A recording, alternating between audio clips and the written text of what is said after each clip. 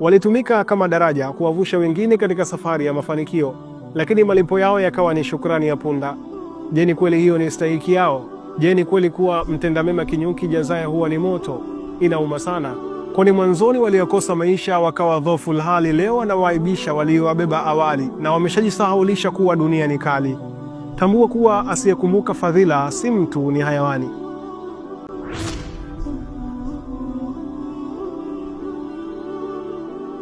Walitumika kama daraja kuwavusha wengine katika safari ya mafanikio, lakini malipo yao yakawa ni shukrani ya punda. Je, ni kweli hiyo ni stahiki yao? Je, ni kweli kuwa mtenda mema kinyuki jazaye huwa ni moto? Inauma sana, kwani mwanzoni waliokosa maisha wakawa dhofu, hali leo wanawaibisha waliowabeba awali, na wameshajisahaulisha kuwa dunia ni kali. Tambua kuwa asiyekumbuka fadhila si mtu, ni hayawani.